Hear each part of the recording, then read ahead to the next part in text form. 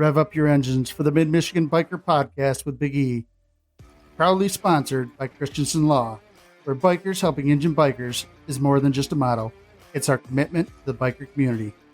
Be sure to tune in and listen to the latest news and biker buzz. And for all your personal injury needs, be sure to contact the Christensen Law team at 248-900-9000.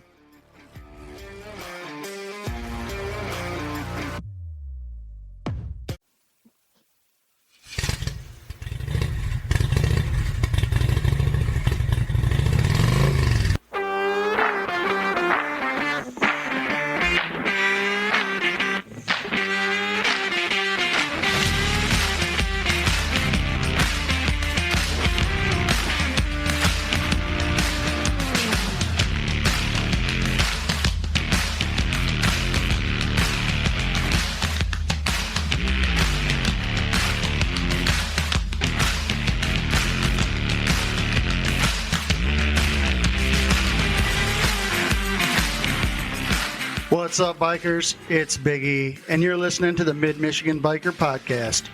We're talking all things bikes, the freedom of the road, and the brotherhood that makes this lifestyle what it is. From killer tips to wild stories from the highway, we've got it all right here.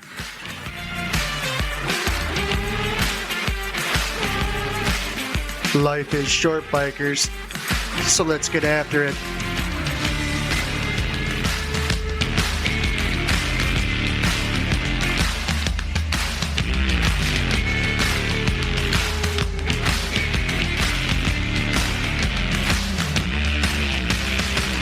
Hey everybody, welcome to the podcast. This week I am going to start kicking off my 10-part series on the Wyld Stallions Motorcycle build, and in no particular order or preference to any of the builders, totally done at random. I have Nick Naumman, affectionately known as One Kick Nick. Hopefully he's still on the line, Nick. Yep, I'm still here. All right, we're working. Awesome. We had a little technical difficulty. This is like the third time we've tried to get this thing going. Apparently in the move, somebody fat-fingered a button and messed things up, but I have it fixed. And Nick is from Ramsey, Minnesota, so it's not just a local little motorcycle build. This is getting to be big. Oh, yeah. And you can find Nick. He has an Instagram page, One Kick Nick. If you search for it, you'll find it. You got some pretty sweet bikes on there. Yeah, I've been building them for a few years now, and it's something I've turned into a business for myself, and really enjoy it. So go ahead and plug the business. It's One Kick Custom Cycles. We're based out of Ramsey, Minnesota. Primarily specialize in custom vintage Harleys, do restorations as well. You can also find my business page through my other social media pages.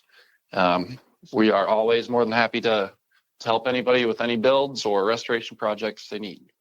And there you go. So there has to be a good story behind the moniker One Kick Nick. There's really not, actually. Really? Oh man! I was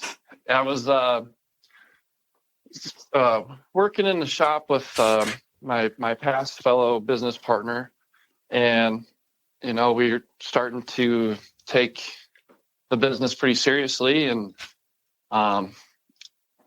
one day we were in the shop, and I was getting to have a pretty good reputation on getting bikes dialed in to where they'd start in one kick. And so one day he called me One Kick Nick, and kind of just went from there. Well, I think that's a good story right there. Oh, yeah. So, Wyld Stallions 2025. How did you get involved? How did you find out about it? I found out about it through Facebook, social media. Had a couple of my friends send it to me. Thought, hey, this looks like a really cool, different kind of show. We get to actually compete against other people, and then there's actual in-person judging of the bikes, And so I thought, this is a good idea to, kind of get a break from the typical super crunch time rush show builds and put a build together that, I'll get to, meet and interact with these other builders, and one of us will go home crowned, the best bike of the show, and hopefully it's me, but it looks like we got a lot of good competition this year. Just really excited to be a part of it, and really look forward to August and having the live in-person voting and seeing how it all turns out. Yeah, I'm definitely looking forward to checking these bikes out in August. It's going to be sweet. Oh, yeah. Big fan of Biker Build Off, and American Chopper kind of got it started, I think, and then everybody was doing the bike build offs, and it just grew huge. Of course, it's been going on for a while. Oh, So you've been building bikes for a few years now, so you're not a rookie. Correct. Yep. And yeah, some of your bikes are really nice. They're all just. I want to say it was on your Facebook page. There was a purple. It was a pretty current picture. Was that one that you built? If it was a purple one, it's one I'm working on for a customer. It's a Yamaha XS650, and it belongs to Ryan Keys. He goes by Flying Ryan. Yeah. And he had the bike pretty much he had all the pieces there, and he just needed me to help make them all work together. So we're just about finishing up with that one, looking at getting it delivered to him in about 2 weeks here. Oh, cool. Yeah. I'm going to sound kind of silly here. You currently ride as well. What are you riding? Your daily. Kind of. Actually, my favorite bike I've ever owned or been around is a 2004 Softail Deuce. My dad bought it brand new and customized it in 2004. And then when I graduated from college, he gifted it to me as a present. And it is my favorite bike ever. As much as I love building the custom vintage, shovel heads, pan heads, that bike holds a special place, in my heart, as it was the bike that got me into bikes. Right. And, it's just a privilege to own it and be able to keep it and maintain it, keep it on the road. Very cool. Very cool. A lot of sentimental value. That's awesome. Very much. Yeah. All right. So I think I told you when we were chit-chatting, I come up with 10 questions I'm going to ask every one of the builders. Okay. So the next 9, if they listen to the podcast tomorrow, they'll have a heads up on the questions, but you're going to get them right cold out of the box. Of course, there's a couple other ones I'm doing today, though they won't get to hear them either. So right on. That's awesome. It's a little bit hard. Might be tough. Yeah. All right. What's your initial vision for your build, and how do you see it evolving? So with this build, I'm actually starting with Harley, no. a set of shovel head cases and a set of flywheels. The vision I have is a good friend of mine, Paul James. He lives across the street from me, actually, and he's a vintage engine builder. He's been one of my mentors on building engines and a lot of other custom work. And we are going to run a completely exposed open valve train shovel head engine. We don't quite know how we're going to do it yet, but we will get it figured out. And then I think I'm leaning towards more of a short Springer, more of a tribute to vintage racing. No. Colors undecided, front ends undecided. I will more than likely build the frame from the ground up, ratchet top transmission, and then just kind of see where it goes from there. Going to kind of let the bike tell me what it wants and just build it that way. So, next question. What inspired your theme or style for this year's bike? Where did this vision come from? I've always been a big engine guy, and I have a a background in aviation. I'm an A&P mechanic by trade before I ended up switching over to bikes full time. And I really love engines and their simplicity yet complexity. Right. And so I want to showcase the workings of the motor. And that was really kind of more of the whole idea. And then Paul and I got kind of chatting about things that we thought we could do. And we're pretty much going to build the bike around the engine, I believe. And I'll end up fabricating something up I like all my bikes to be balanced and all kind of run along the same theme. So who knows, we might end up having, exposed braking components or exposed lever components, wow. Controls, things like that. Just kind of let the build take me where it wants to. Cool. It already sounds like super interesting. So I'm going to guess that the engine is going to be the first part of the build you're going to focus on. I would say yes. I'm going to know the shape of the engine, so I'll probably be working on all of the different components simultaneously. Oh. I like kind of doing it that way because then I can fit my frames to the motors and the transmissions and the primaries and everything that way and make it all. I like to put them together to make it look like it was done in a factory that way, and that you can't tell that it's all completely custom parts. Cool. So how do you approach planning your build and your ideas? Do you sketch them out, or do you just kind of go with the flow? Or it's kind of weird, but I get an idea in my head. I have the artistic abilities to put things on paper about as comparable as my 1-year-old daughter. So it kind of just comes out into the work. And then a lot of times I'll start with an idea, and by the time the final product comes out, it's either pretty close to that idea or completely astray. But I go with like a general theme and what I want to do with it, and then kind of let it take me. All right. So what do you think the most challenging aspect of the build is going to be?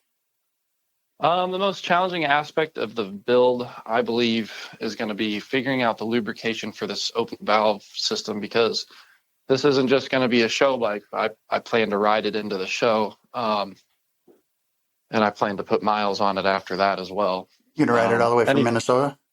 I don't think I'll ride it all the way from Minnesota, but probably the last hour or two. Yeah. Just kind of see.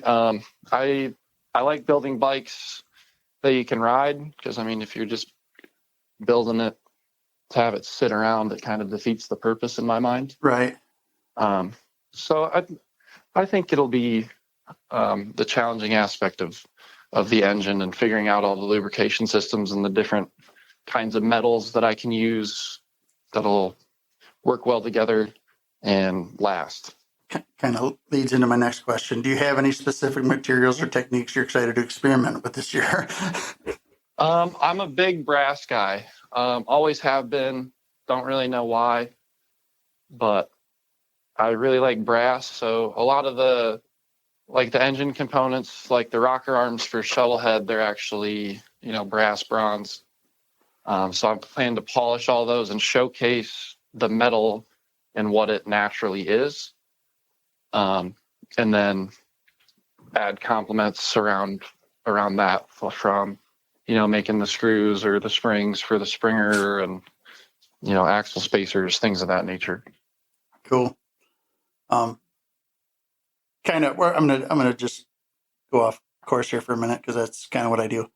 Yep. If you follow our good friends at the Steel Horse Ranch, they posed a couple interesting wheel designs. One was an open wheel hubless. Yep. Yeah, pretty cool. Those are cool. They are.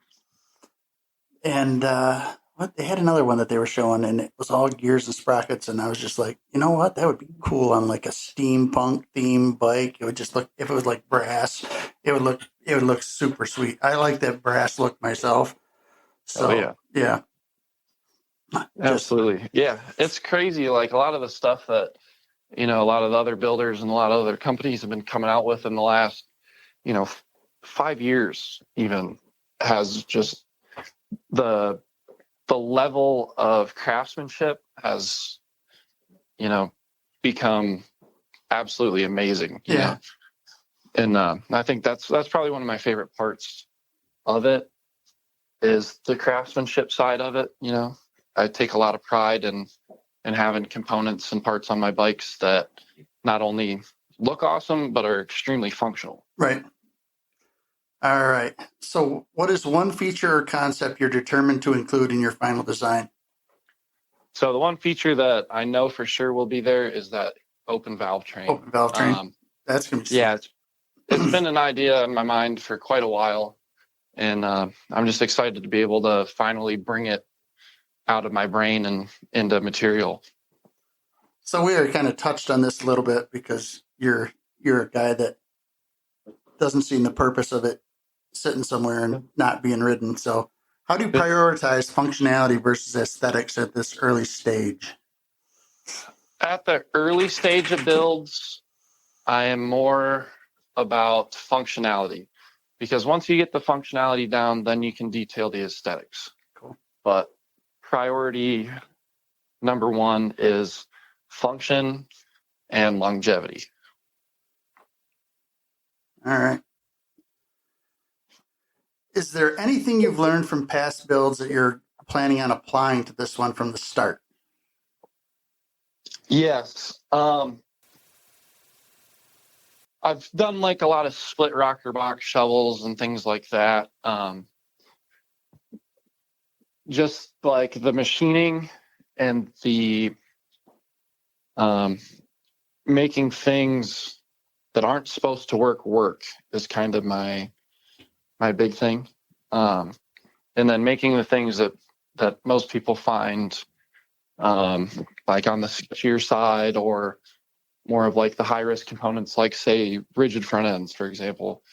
The last bike that I built, that's a raffle bike, call it the Mermaid, the trigonometry that went into designing the angulature for the frame to compete with the front end actually makes that rigid front end ride smoother down the road than my hydraulic ones. Wow. And so figuring out how to take the things that everybody else normally would steer away from and make them better than the typical ideal is kind of one of the things that I really enjoy. That's a great answer, I think. Thank you. What's the most exciting part of starting a new build for you? The most exciting part is definitely the pre-build, like jitters, I would call it, where you have all these ideas and you're finally able to, go, okay, you know what, I'm going to tackle that. I'm going to figure it out. And then when you finally do get it done and figured out and it works the way you wanted it to in your mind, there's almost no better feeling than that. That's one of the things that I probably enjoy the most. Cool. All right. So those are the 10 questions I'm going to ask every one of the builders. So you're going to want to tune in and see what they all have to answer on that. Absolutely. I really like Nick's answers. I'm excited to see his bike already, and it's not even started. I'm excited to build it. So have you done build off competition before? I haven't done any like build off competitions. I've done a lot of different custom bike shows. Mama Tried. Are you going to be at Mama Tried? That's the next question. I will be at Mama Tried. I will be at Mama Tried as well. Awesome. You can find me there. I will be out in support of my good friend Dylan. He goes by Spodes on Instagram. He's got a yellow Ironhead chopper that won the Lead Sled Sportster Showdown out in Sturgis this year. Oh. And I was lucky enough to have him trust me to have a part in his builds, more specifically along the engine and transmission sides of things. But we'll be out there, Cool. Maybe we'll run into each other. My first time going out, so be out there with a couple of my brothers from our club, and right on. I'm gonna probably have a Steel Horse Ranch hoodie on. I'm just saying, and I will probably have a Thunder Roads of Michigan hat on, just because. So if you spot me, come see me, and if I spot you, I'm gonna be looking for Dylan and his badass yellow bike. Oh yeah! If you're looking for me, you look for the yellow glasses. You'll probably find me. Yellow glasses. All right. Yep. So, how do you think the timeline? Do you have like a lot of time? Do you think, or is it going to be pushing it? Or well, I have a little bit of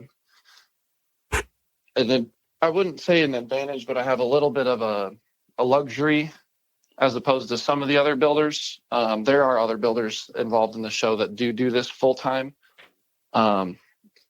With that being said, however, I have 3 full build projects going in the shop for customers as well right now, plus all of the normal maintenance work.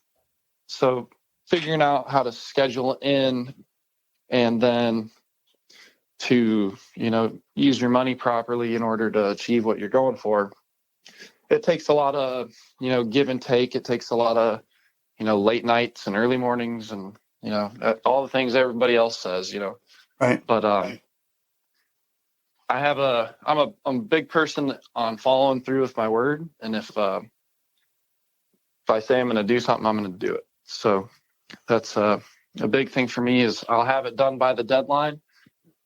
I think I'll be able to complete it by the deadline in a comfortable fashion, as I like to do that so that I can have the best quality build to deliver, So I think with this kind of deadline, it's I got months, I just got done putting together an Evo Sportster for my partner, Dom. And I taught her how to do all the welding, all the cutting, everything. She did the majority of the bike, but we did it in about 3 weeks to have it in Cycle Showcase in St. Louis. Wow. So I got a little bit more of a timeline to work with. Yeah. So with that being said, I think I can turn out some pretty radical stuff. Awesome. I'm definitely looking forward to seeing your bike. I will be there in August. And like I said, I'm going to be at Mama Tried this next weekend. Yeah. Yep. Me and a couple of the other. Yeah. There's quite a few of us actually from Michigan. Like to call it the content creators of Michigan are going to be over there. So Ride with Purpose is going to be over there. Big Yeti. He's one of my club brothers. I'm actually going over there with him. Awesome. So there's a couple other guys we know there. We're going to meet over there. It'll be a good time. Hopefully we run into you. Yeah, absolutely. Ought to get all the builders together, maybe the other ones that are there, and grab some lunch or something. Yeah, that might be a good idea. That'd be cool. Yeah. All right, Nick. Well, thanks for taking some time out and chatting with us today. Might reach out to you here as we get closer to August and see how things are going. Awesome. Be pretty cool to get you back on here before the finale. Yeah, I'd love that. All right, man. Awesome. I really appreciate your time and giving me the ability to talk about the things I'm passionate about. So thank you. Thank you for coming on the show. You bet. No problem. All right, man. We'll see you. Sounds good. Thanks. Later, bye. Bye. Well, there you go. Nick Naumman. Be sure you are checking out his stuff.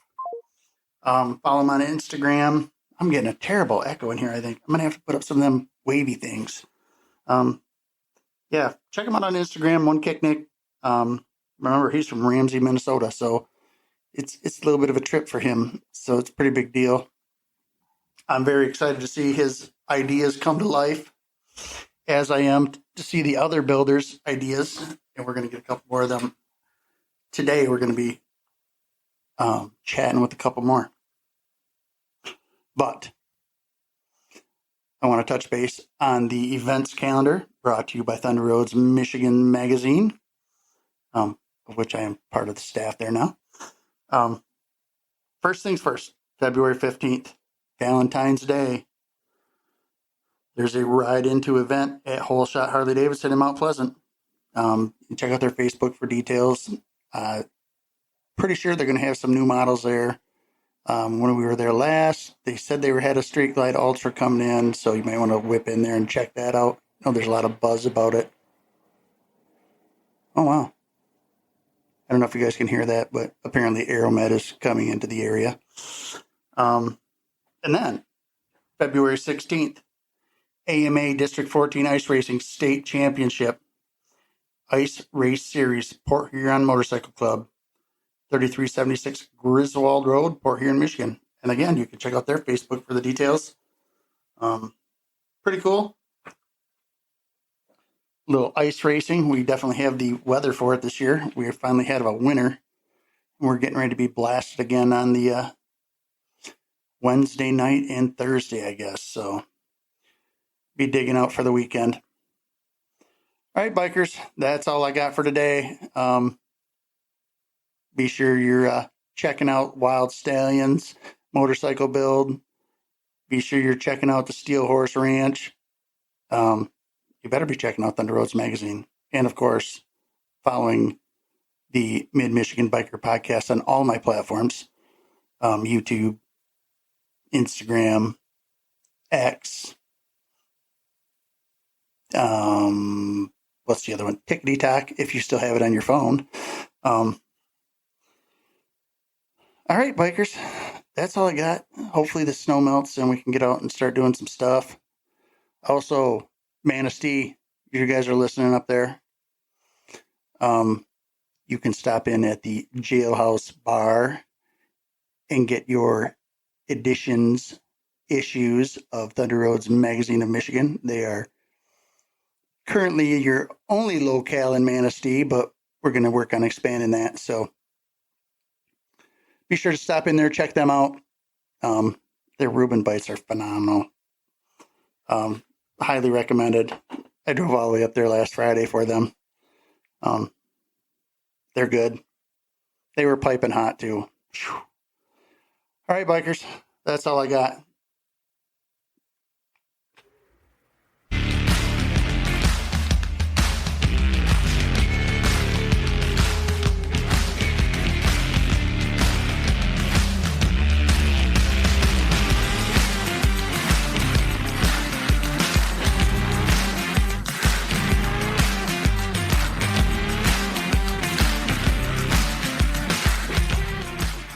Thanks for listening to the Mid-Michigan Biker Podcast. Remember, bikers, life is short. Get after it.